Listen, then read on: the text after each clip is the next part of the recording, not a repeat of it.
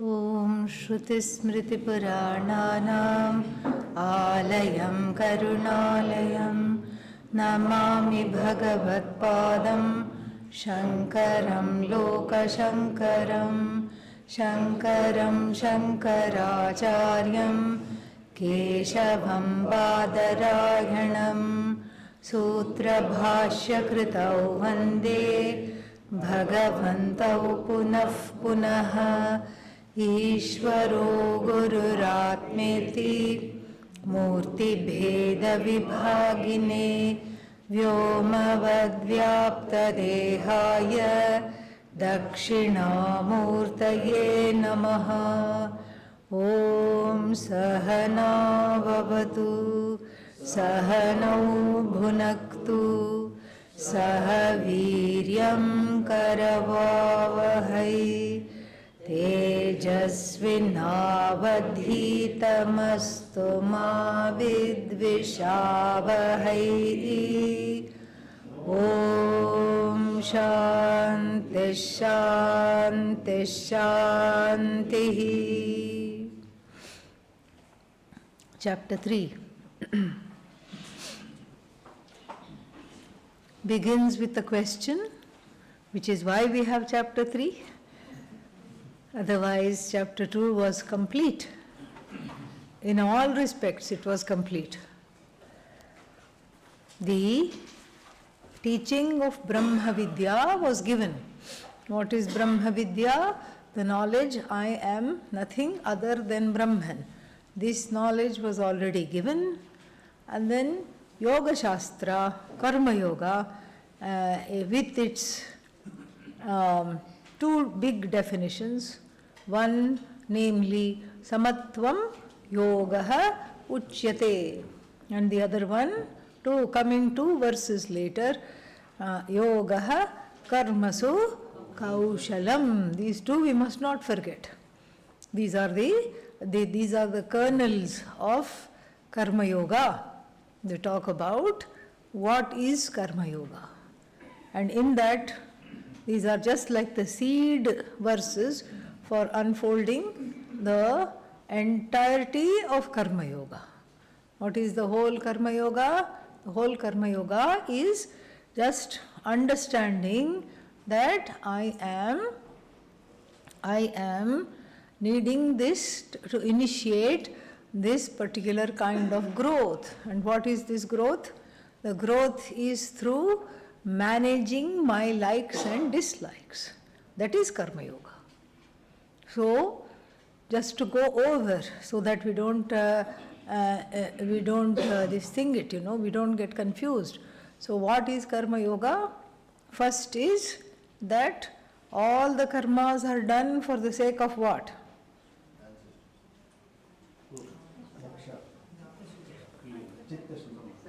Self-growth, Chitta Shuddhi, yes.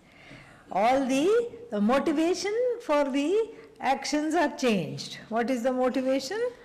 Chitta Shuddhi, self-growth. And overcoming raga, strong preferences and prejudices. That is the motive for doing Karma Yoga. That is the motive for doing any karma for that matter. Karma turns into Karma Yoga when I stop obsessing about the result of action. Because usually why do I do karma? For the sake of results. So here I give up the need for the results of action. Results of action will come definitely, and I need to learn to adjust my expectations in the light of what is there. What is there is what? Ishvara.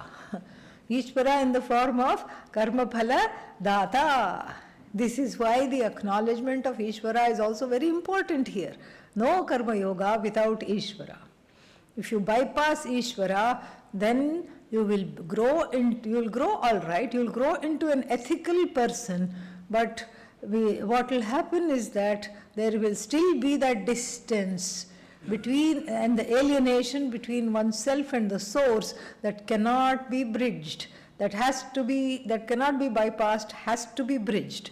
And so therefore this Karma Yoga is not Karma Yoga without the acknowledgement of and what we call settling accounts with Bhagavan, Ishvara.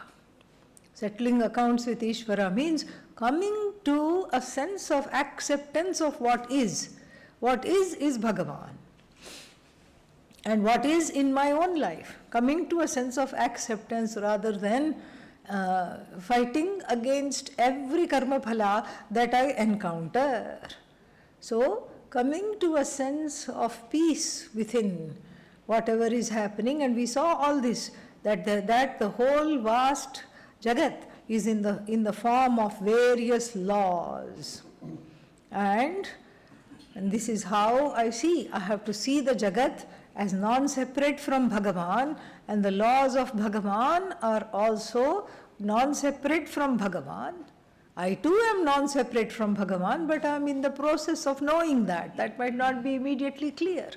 Right now I am feeling alienated because I have a small body, small mind, small thinking, small prejudices, small preferences, and then this Bhagavan seems to be overwhelmingly large. So I have to make peace as a devotee. I have to initiate a whole, whole understanding here. It is not a devotion, blind devotion, it's a devotion with understanding. It's what is Bhagavan is not which is in the altar of the temple. That is one way of looking at Bhagavan, yes, but not that we sit and worship, but coming to the understanding that everything in the universe is worshipful. Everything in the universe is worshipful, especially my own karma phala. That we have to see. My own karma phala is worshipful because it has come from where? Bhagavan. Prasada buddhi.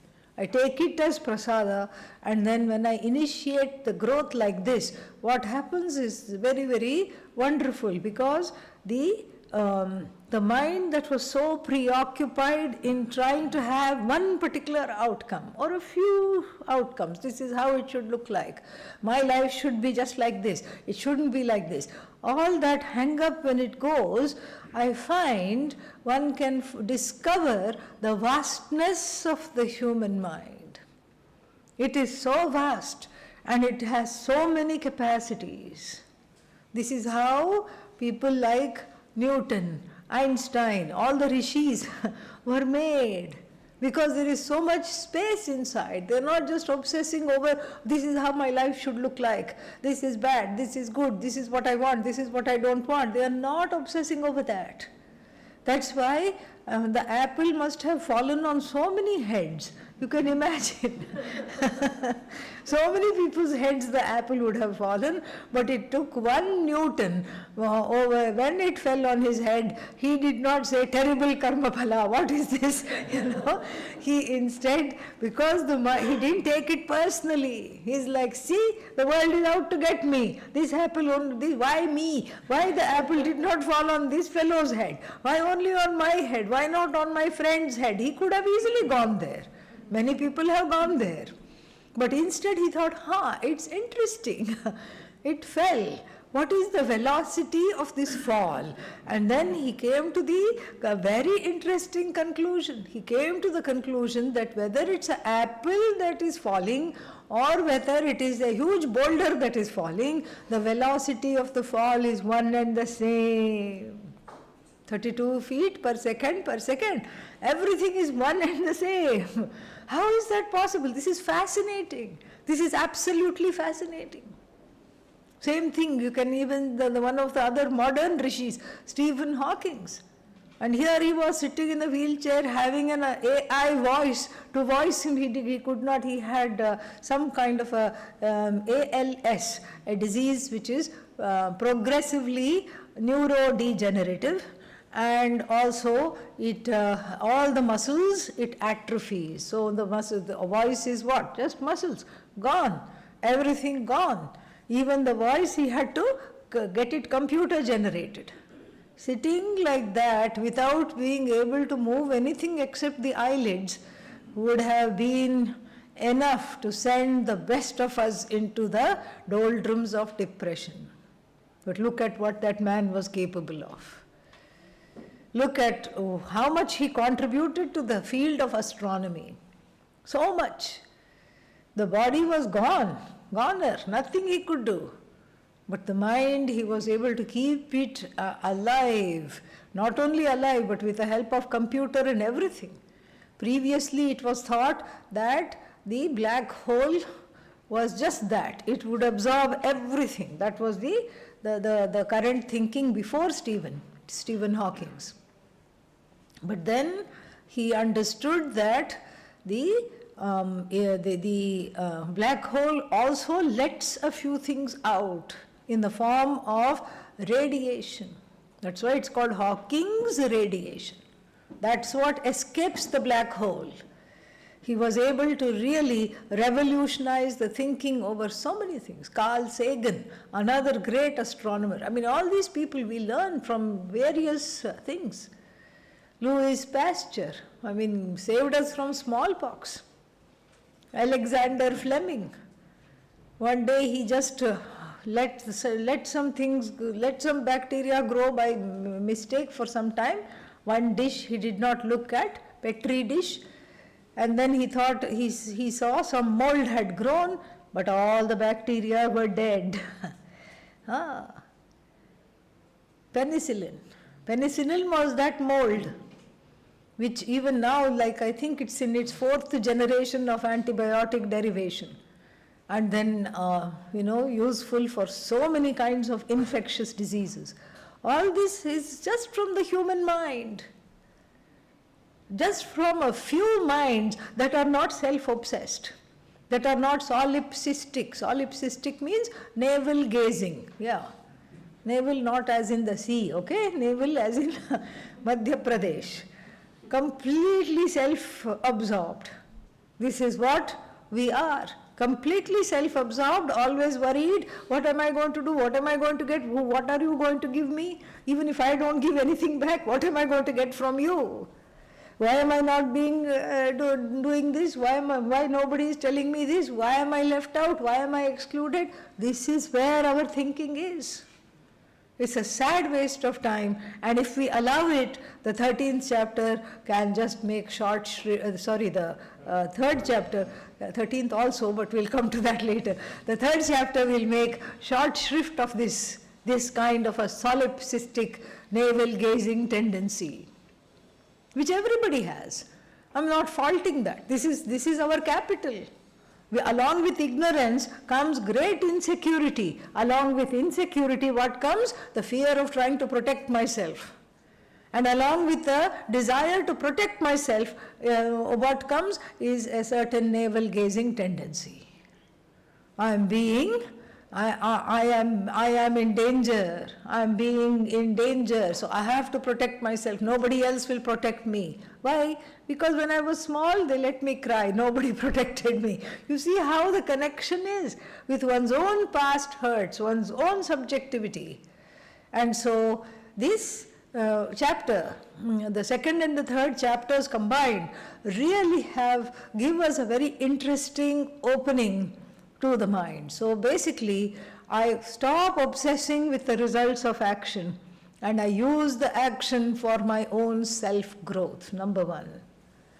And then I learn to manage the situations. I told you there's only 4 kinds of action.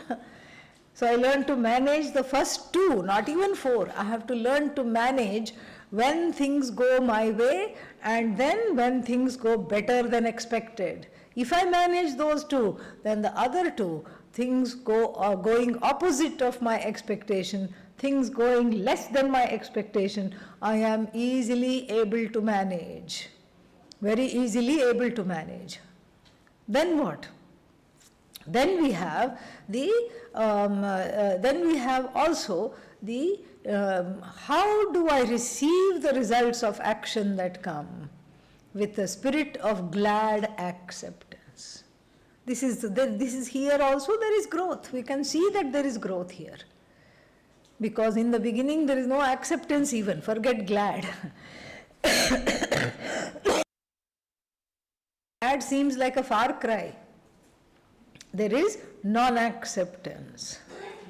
So what to do when there is non-acceptance? Accept the non-acceptance. That's what there is to do. But I can't accept the non-acceptance. Accept the non-acceptance of the non-acceptance. That's the way to do. Somewhere you have to say yes. And then each time I do not nurture the likes and dislikes within myself, what happens? I find that there is a little more freedom. The mind is freer. The mind is more joyous. The mind is more in harmony with what is. I find that it grows. And so, Arjuna, is he in acceptance? No, because he asked the question at the beginning of the chapter. What is that question? If knowledge frees and if karma binds, why are you consigning me to this terrible bloodbath karma of killing all my own relatives? Why are you doing this to me? Why do I have to do this? Why can't I just study? And then the first two verses were the question and the answer, and verses 3 to 7, Bhagavan taught how it is the akartritvam. Akartritvam means what? Non-doership is not gained by having a strike over action itself. Okay, I won't do anything. I'll become a non-doer right now. That's not how you become a non-doer. Because in non-doing is also what? Doing. Because the person is not able to sit quietly. The person is protesting. So the protest is non-doing, but the protest is what? Doing. So in non-doing, later on in chapter 4 it's going to be told, in non-doing the one who sees doing, and in doing the one who sees non-doing is a person of self-knowledge. This is what is going to be told later on in the 4th chapter. We'll look forward to that verse. But for now, verses 3 to 7 disabuse us of the notion that we can immediately become akarta. How? By just dropping all doing. All doing is not all doing. All the doings that I don't like to do, all the karmas that I find distasteful, I drop. Brushing teeth, that's overrated. Let's not do that. Doing other chores, don't want to do that. Doing something else, I think that I don't feel like doing it.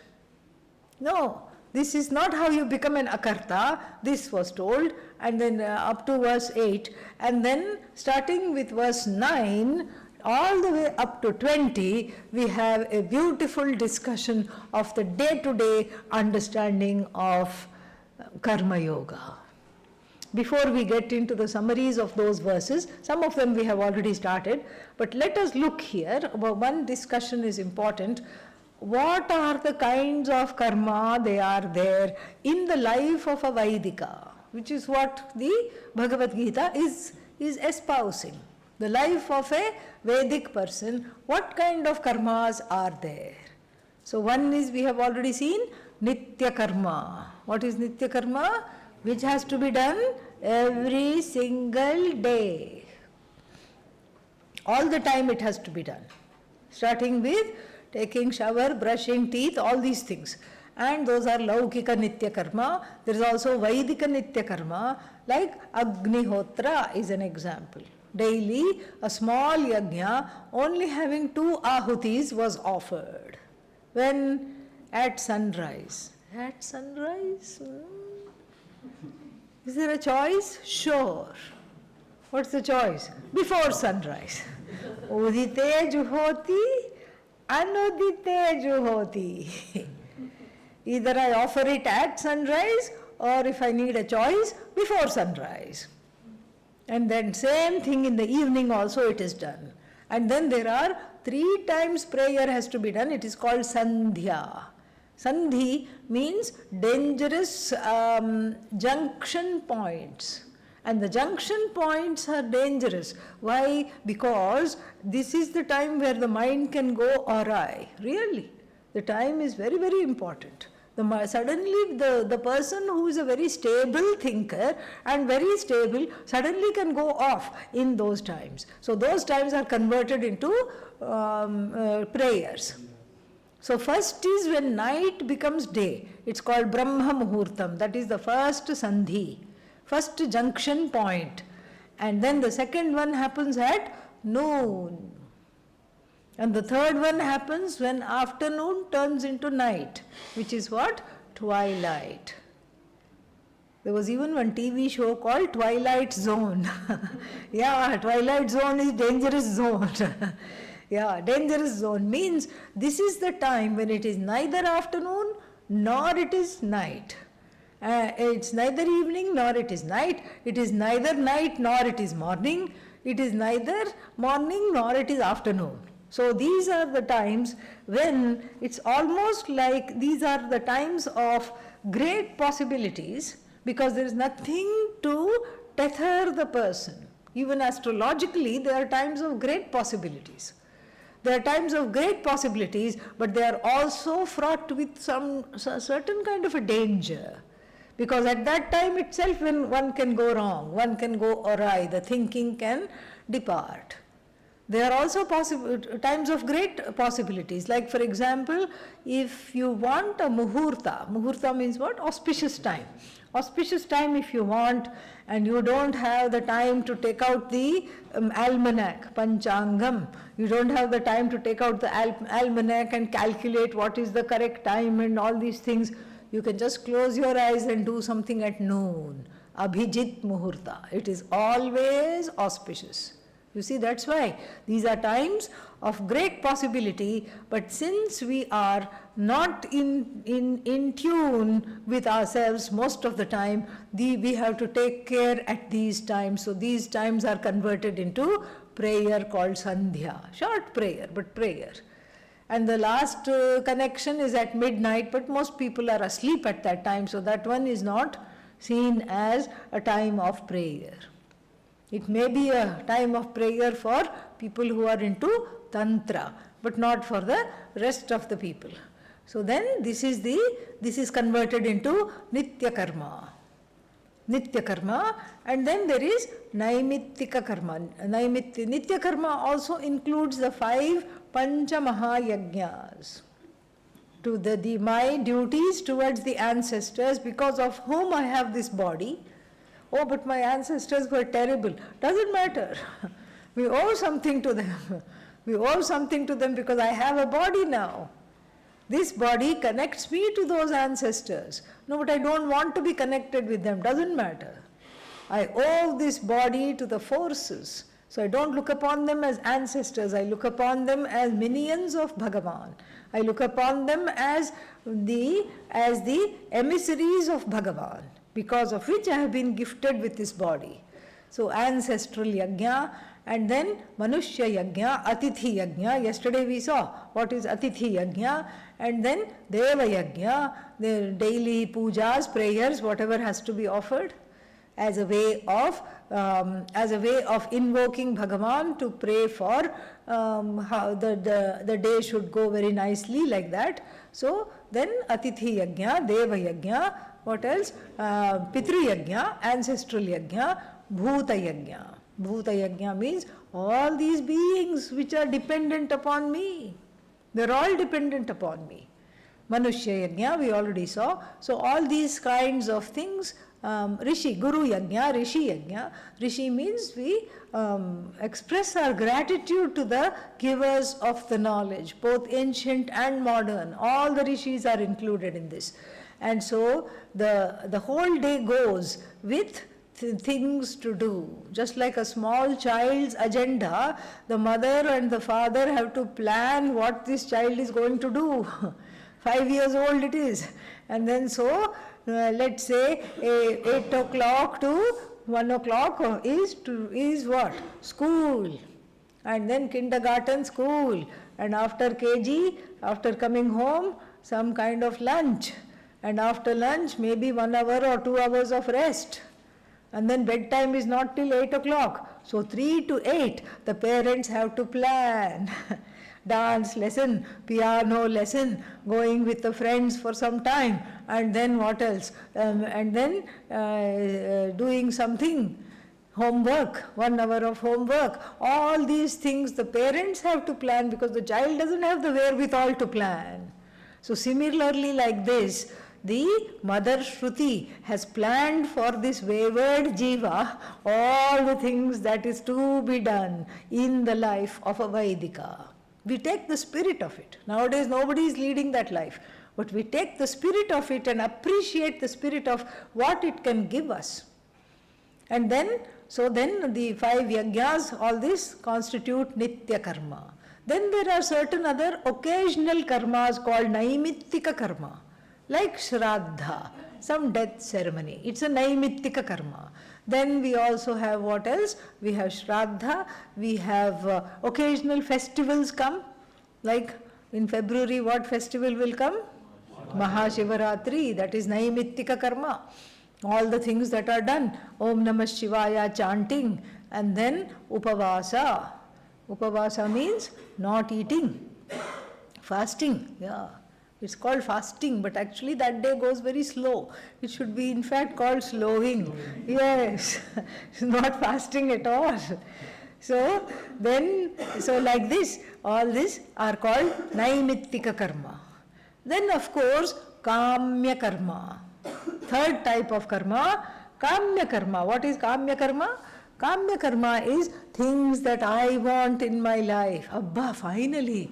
Oh, everything has to be done, has to be done, has to be done. Where am I in all this? Where are my raga and dveshas? Right here. Things that you want in your life. That also is what converted into prayer only. Kamya karma. Kamita, whatever I want. I have, I want money, I want a better life, I want a better job, and what else? Better spouse. Happens. So all these things, I want, and then, so there are all these prayers for kamya karma. Rituals are there, prayers are there, kamya karma. This is called kamya karma. Then there is a category, this is number 3, kamya karma. Number 4, under number 4 comes a category of karma that should never, ever, ever, ever, ever be done. What is that? Nishiddha karma, prohibited karma. Kicking somebody is okay for a donkey. Is it okay for you?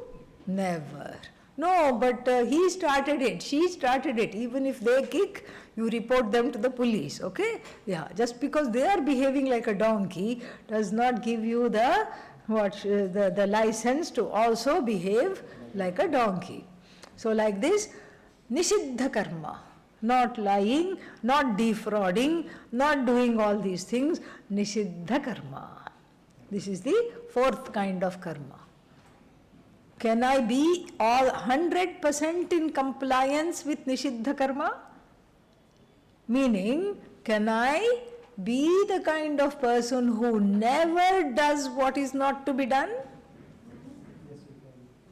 Can I be the kind of person who never tells a lie, who never cheats anybody, who never does what is not to be done?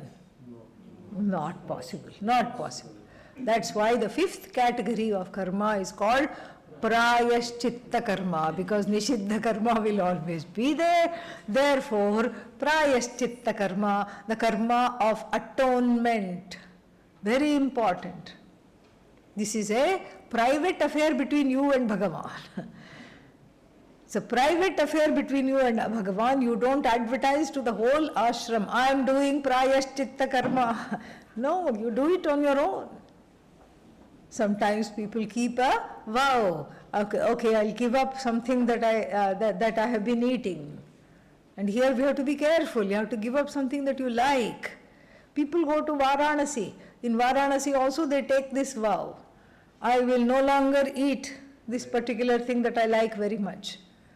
But that is gone now. Before people used to be honest. Now they go to Varanasi and give up Karela and come back. Yeah, bitter gourd. Go to Kashi, stop eating Karela. No. Here I have to give up something, not which I don't like. I mean, what's the point? Going to Kashi and saying, I'll no longer eat neem leaves. Were you eating neem leaves before? No. Then, so here what you do is you give up what you like. This is just examples of atonement karma. Do some extra chanting and prayers, and feeding somebody who doesn't have food, giving some clothes, dhanam, all these things constitute prayaschitta karma. These are the 5 kinds of karma for a Vaidika. Now, if I want to convert my life into karma yoga, let's see which ones I have to do and which ones I can give up. Nitya karma, can it be given up? No. Naimittika karma, can it be given up? No. Kamya karma, can it be given up? Yes. Ayyo, this was the only one where I wanted something. As a karma yogi, you give up kamya karma. Oh, that hurts. Don't worry. It will stop hurting by chapter 5. Okay? Yeah. One more chapter you have to endure, that's all. It will stop hurting by chapter 5 because, this is a beautiful example. One small girl asked Pujya Swamiji in my presence. One time I happened to be there, and when I think she was 7, 8 years old. Swamiji, what is your favorite activity? She asked. And Swamiji just smiled at her and said that whatever there is to do, I like. That is my favorite activity, whatever there is to do at any given point in time. Very beautiful answer. So what is Karma Yoga? Karma Yoga is growing from a person who wants to do as they like into a person who likes everything that they need to do. You want me to repeat that? Yeah?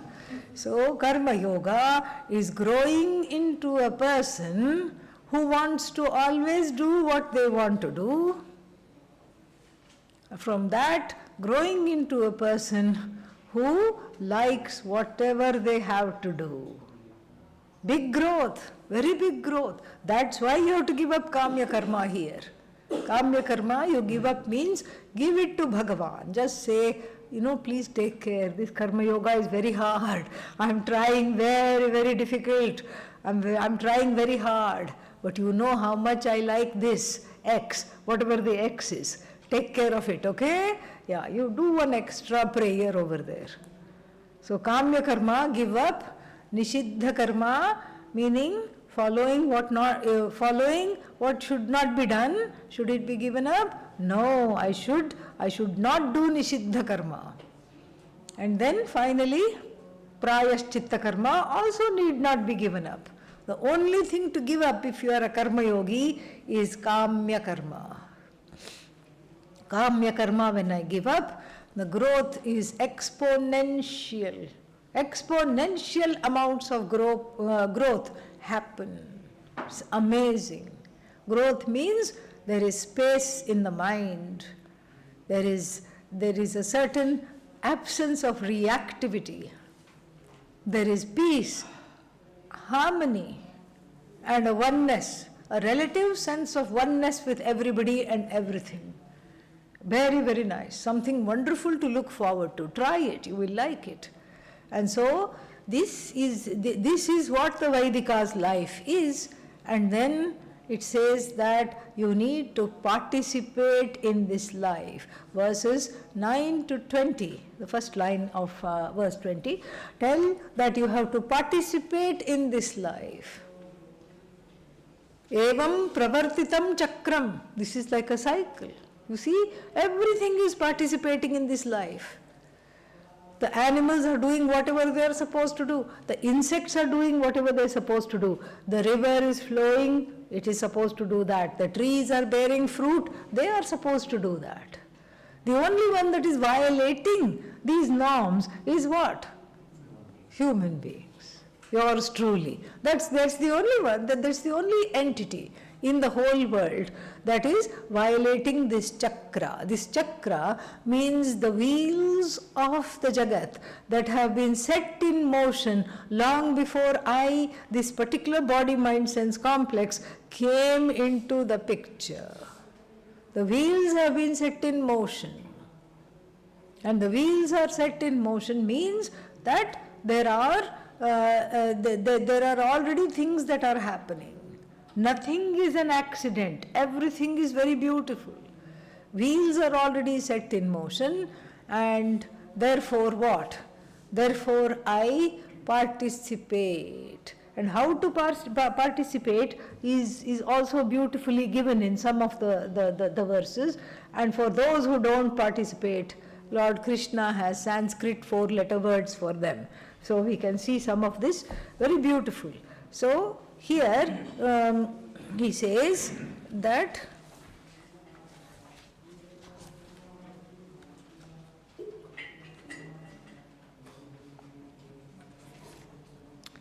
we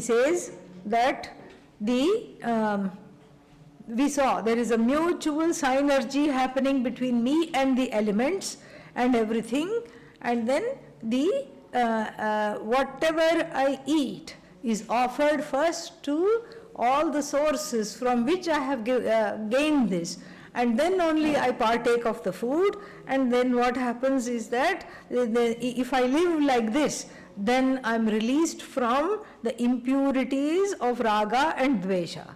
Number 13. Yajna shishta ashinas santah muchyante sarva kilbishaihi bhunjate tu agham papaha ye pachanti atmakaranat. Ye pachanti means those who cook just for themselves. This cooking is a metaphor. But literally we saw what happened yesterday. Those two, the couple who only cooked for themselves, that is what it is. Two small vessels, and just for you and me, nobody else. Like that, if we lead the life, that is not the Vedika life. That is not a life. Vedika life means a life committed to growth. That is not a life committed to growth. That is not a life committed to well-being. That's not a life committed to social service. Because in service I grow. Karma Yoga is a life of service. And service does not have to look like, oh, I'm giving blankets to everybody, I'm giving food to everybody, I'm offering a big bhandara. That is one way service looks like. The more invisible kind of service is working on myself so that I don't have to be a person who people have to deal with me. That is the greatest social service. I grow into a person, nobody has to deal with me. Not even Bhagavan has to deal with me. This is great. I do what is needing to be done. I don't do what is not to be done. And I don't be a person that is a high maintenance person. This is the greatest form of social service. Otherwise everybody is what? When we are all high maintenance people. And anybody, even if somebody looks at me a certain way, OMG, this is terrible. You dissed me. This is Americanism for disrespected me. You dissed me. And then like that, one is always having a chip on the shoulder, feeling victimized all the time. And then that is all because of one's own subjectivity. And the best way to drop subjectivity is to get busy doing what needs to be done. Then there is no room for subjectivity at all. It just goes away. It's really, really amazing. This is a really amazing chapter, amazing teachings. And then further he says, this is the, let us look at this one. 16. Evam pravartitam chakram na anuvartayati iha yaha. The one who does not follow this chakra. Chakra means whatever has been set in motion. Whatever has been set in motion, the one who does not follow, then what happens? Aghayuhu. Aghayuhu means, agha means papa. Aghayuhu means the one whose whole life is nothing but papa. Aghayuhu indriyaramah, the one who only serves to fulfill their sense organs and by going behind sense objects. That's all they do. Mogham partha sajivati. Their whole life is waste. Mogha means waste, useless, purposeless life they have. And then whenever they walk, Mother Earth says, "Ow," because there is a heaviness. There is a heaviness, and so Mother Earth protests. Each time they walk, Mother Earth cries out. So, aghayuhu indriyaramaha mogham partha sajivati. So this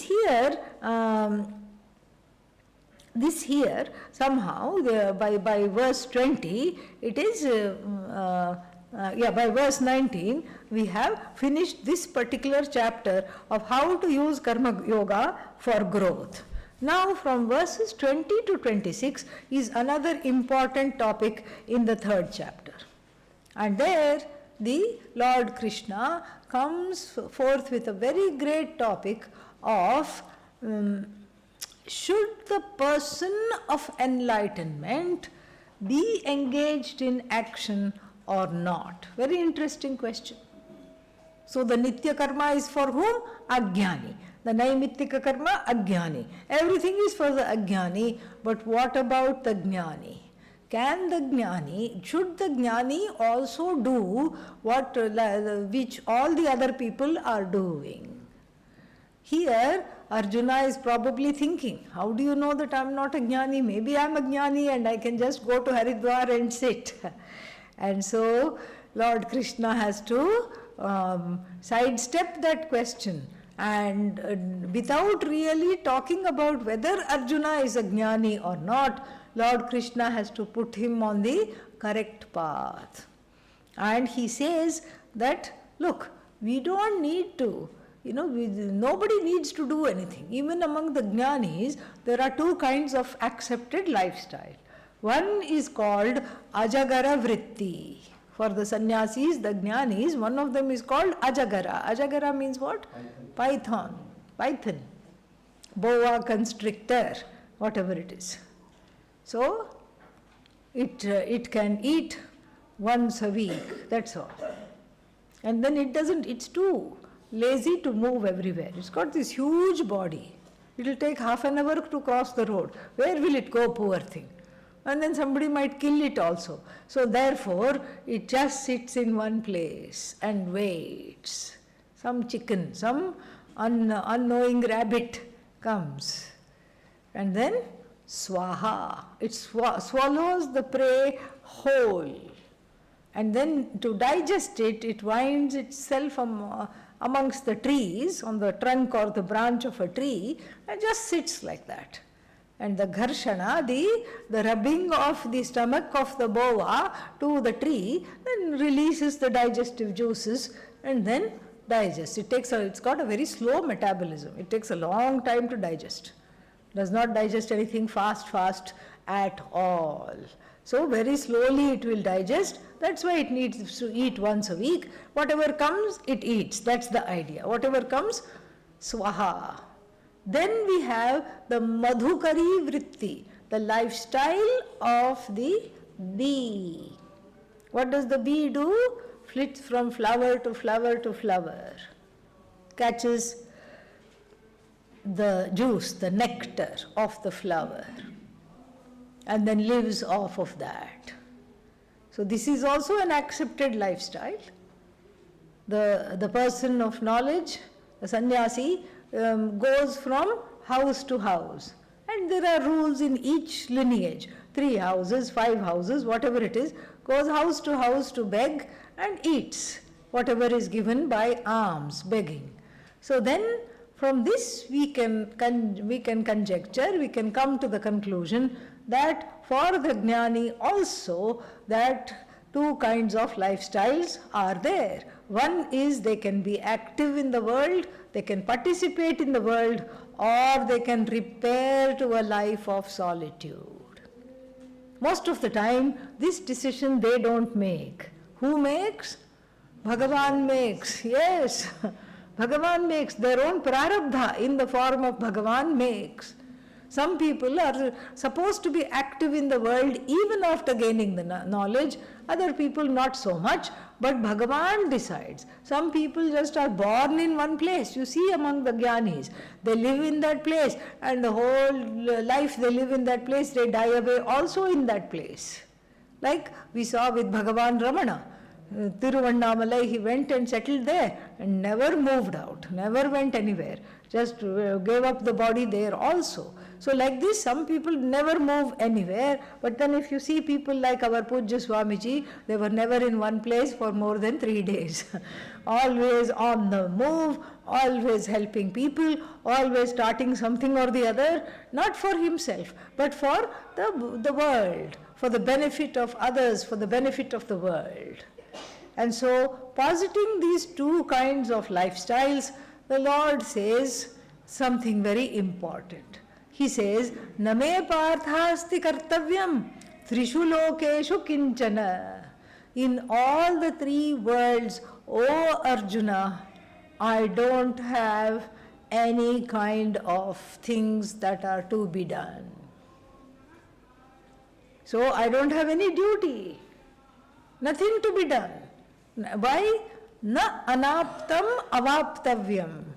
There is nothing that is ungained by me that I need to gain. That is why people do. People do karma. Why? For the sake of the result. And here there is no result that is not gained, which I want, and then I am not really wanting anything. Nothing is gained by me by being active in the world. Nothing is gained. But still what? Varte eva karmani. You see, I am always engaged in action. Even in the battlefield, I am not keeping quiet. I am multitasking. I am drawing the chariot. I am driving your chariot. What else am I doing? Giving teaching of Bhagavad Gita.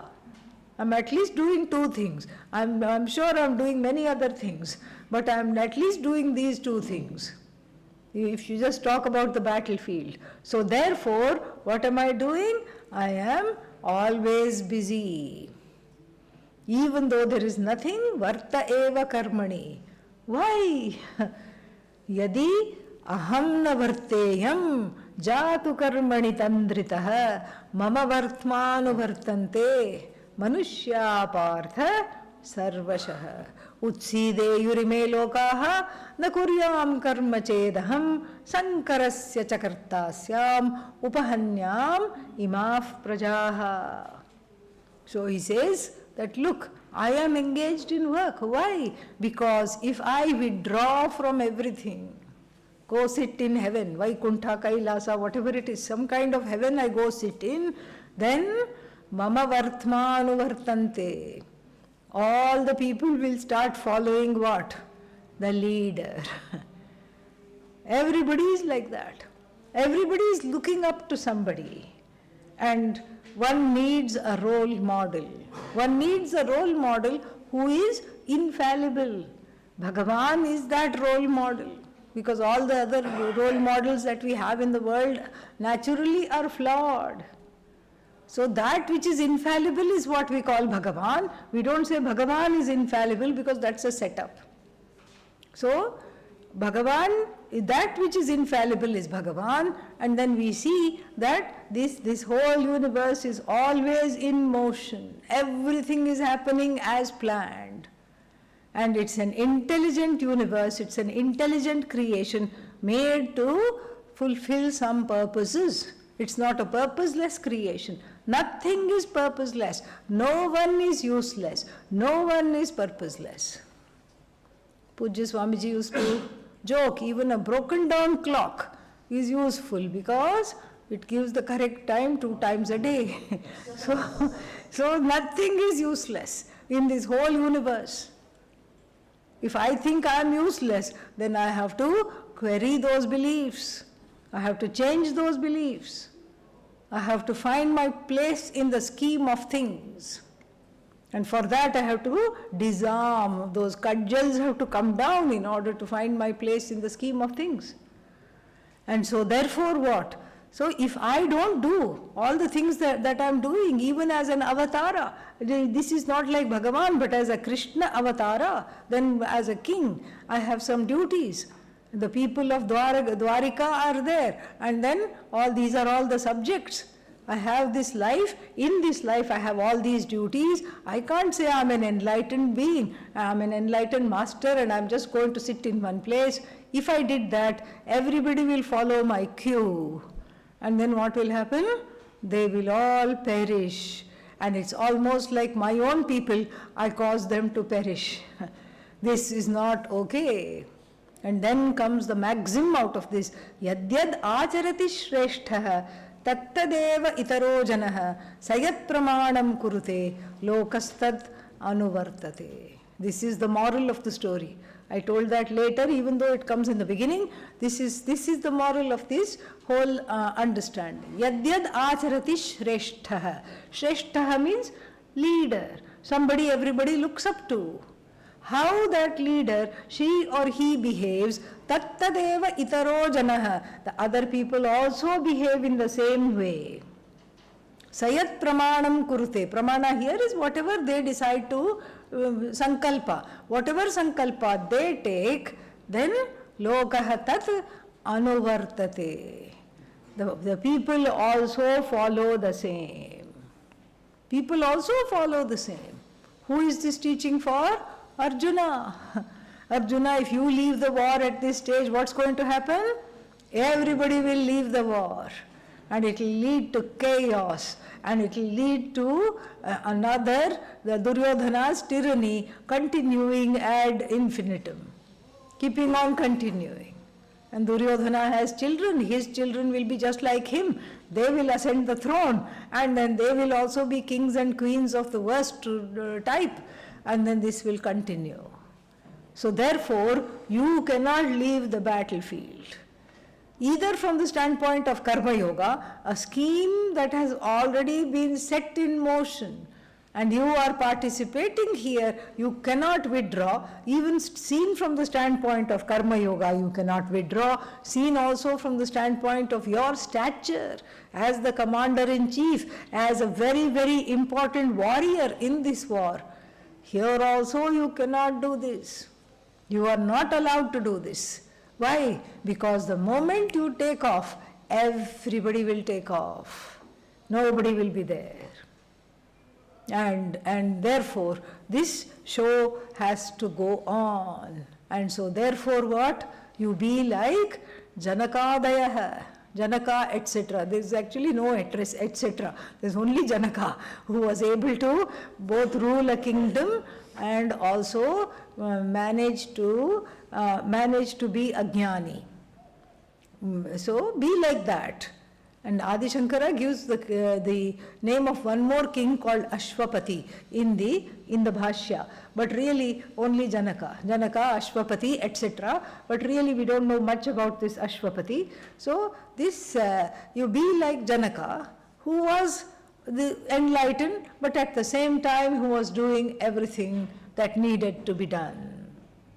So this is how when you are of this kind of a nature, then what will happen is you don't lose anything by fighting.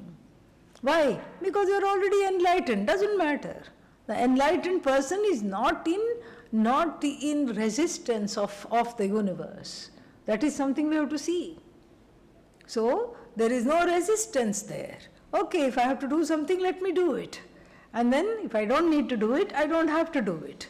Then one can decide properly. But here you need to be like the kings of yore who led their people very well by doing whatever needed to be done, but without really rancor, without having some kind of a rancor.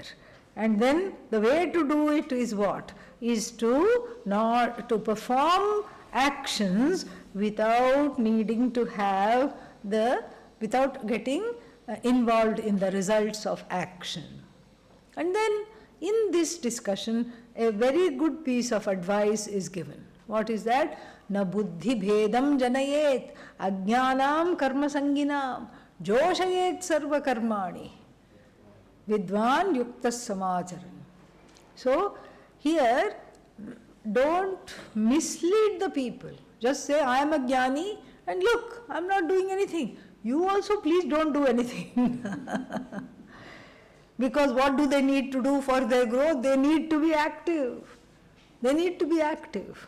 Otherwise it will be like that story. One fairy tale is there where the king of a kingdom was very, very lazy. Terribly lazy king all the time. Sleeping, he would do the meetings. Sleeping, he would put his seal of approval. Sleeping, he was always just whatever. And then he had a very kind heart towards other lazy people. He thought, poor things, I am only like this, so other people also, how terrible it should be. And he had some terrible ideas, and one of the terrible ideas was to build a huge mansion on top of a hill for all the lazy people.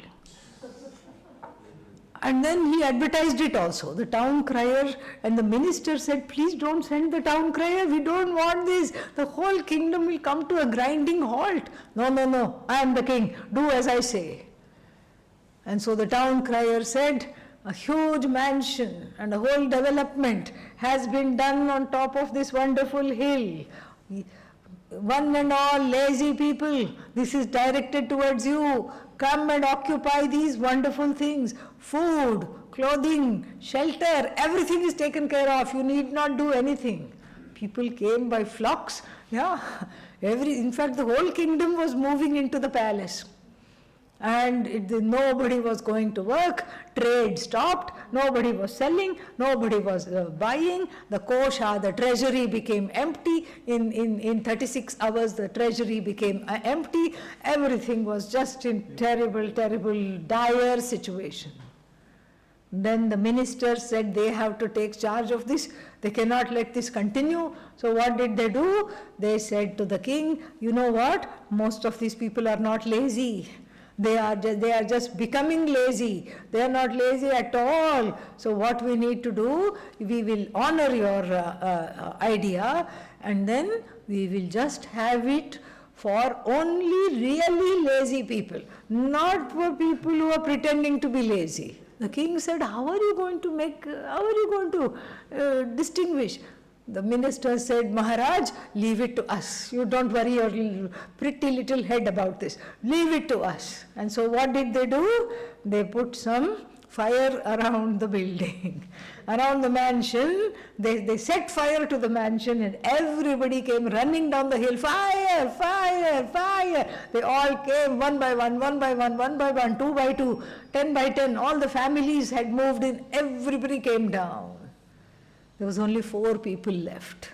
One of them turned and said, is it summer already? My back feels a little hot. So, like this, in the sleep only he said, is it summer? Something looks like it's already summer. How come? Interesting. And so, only those 4 people were housed, the rest of the people were kicked out. So like this, you see, the thing is, one cannot afford to not do whatever is to be done, otherwise everybody will just become lazy. The first part of the teaching of these particular verses. Then the second part of the teaching is that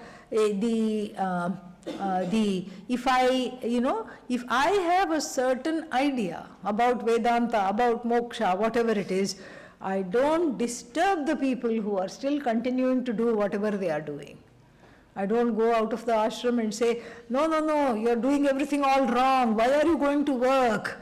You should take the next 3-month course.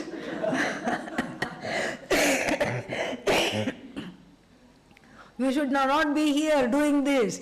Then what will happen? They will be confused about their identity. They will neither do what they are doing, nor will they take the 3-month course because they are not ready. So like this, na buddhi bhedam janayet. Buddhi bheda means don't disturb people. You do what you need to do. Don't disturb other people for that. And then here Arjuna asks a very interesting question towards the close of the chapter, verse 36. Atha kena prayuktoham ayam papam charati purushah anichannapi varshneya baladiva niyojitah. Okay, I understand whatever you've been saying. I understand about karma yoga. I understand about atma jnanam. I understand about growth. And I also understand that people are trying to do whatever needs to be done in order to grow. I understand that people are trying to be decent, dharmic people. But still we find ullanghanam. Ullanghanam means transgression. We find people transgressing dharma, even though they don't want to. You go to, they did this study in Tihar jail, which is a very, maximum security prison. And they went and asked the people, why did you do what you did? They're all in life imprisonment, most of them. And they said it was just in the spur of the moment. Many people said that. It was in the spur of the moment, I just lost myself. I lost sight of my whatever values I myself enshrine. I lost sight of what is to be done. I lost sight of what I should not do. In the spur of the moment, this is what happened. So like this, what is it that impels people to follow adharma? Oh Krishna, Arjuna wants to know. Kena prayuktoham ayam purushah, by which, impelled by what force? Papam charati, goes on the path of papa. Anichannapi. If you ask them, do you want to do this? They'll always say what? No. Even the pickpocket will say, I don't want to lie. I don't want to do, but I don't know what else to do. It has become a habit. Baladiva niyojitah, as though it has been arranged by force, as though by force, even without wanting to. Why does the person do wrong things? And the Lord explains in the very next verse, in verse 37. Kama esha krodha esha rajoguna samudbhavah mahashano mahapapma vidhyenam vairinam. It is all because of kama, unbridled kama, not kama that I am following. Kama is Bhagavan, is a manifestation of Bhagavan. Desire is a manifestation of Bhagavan. What kind of desire? Dharmic desire is a manifestation of Bhagavan. But here, I am not having the desire. Desire is having me. The desire is in the driver's seat. What kind of desires? Binding desire. This is what we call binding desires. It creates a pressure to fulfill it immediately. This kind of a binding desire is in the driver's seat, and then if I don't get my way, it turns into bubbling, boiling anger. Kama eshaha, and its spin-off, krodha eshaha. This has come out of rajoguna samudbhavaha. And what is it? Mahashanaha. Mahashanaha means it eats everything. It eats up everything. It eats up my value system. It eats up my friendships. It eats up my goals. It eats up all of my other desires. It's like a all-consuming flame. Mahashanaha. Mahapapma. It makes me do the wrong things.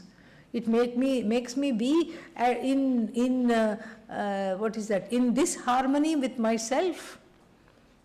Vidhyenam vairinam. Know this to be the enemy, not the people standing in front of you, not just the people standing in front of you.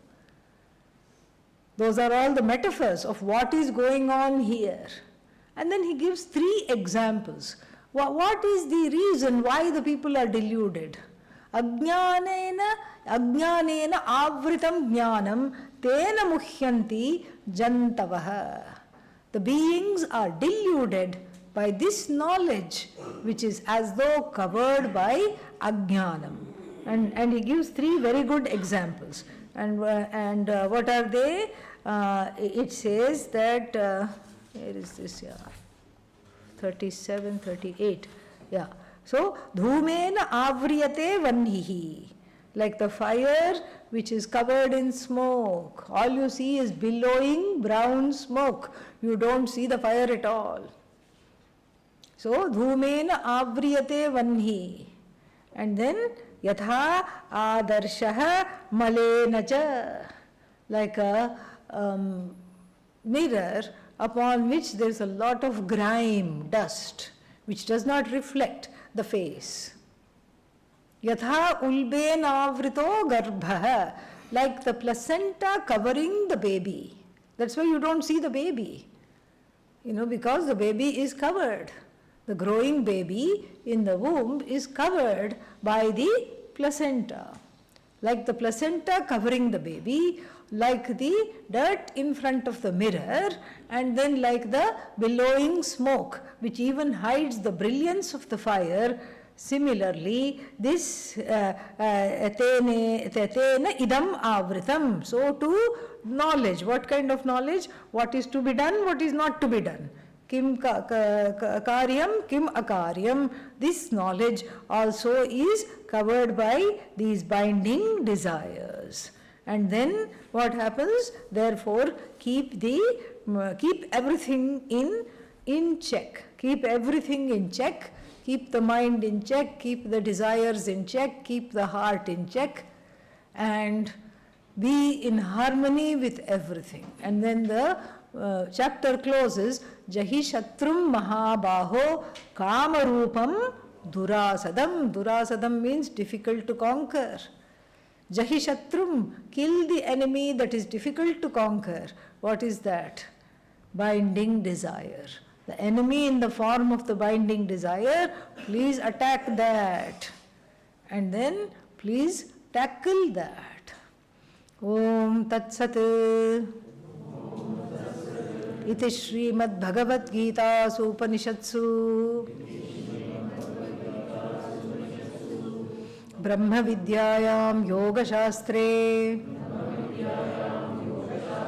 Shri Krishnarjuna Samvade Karma Yogo Nama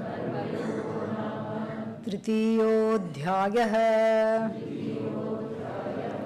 Adha Chaturthodhyayah Shri Bhagavan Uvacha Imam Vivasvate Yogam Proktavanaham Avyayam Vivasvan Manave Praha Manurikshvakave Bravit Evam Parampara Praptam Imam Rajarshayo Viduhu Sakale Neha Mahata Yogo Nashtaf Parantapa Om Purnamadav Purnamidam Purnat Purnamudachyate Purnasya Purnamadaya Purnamevavashishyate Shanti Shanti Shantihi Harihi Om Shri Gurubhyo Namaha Harihi Om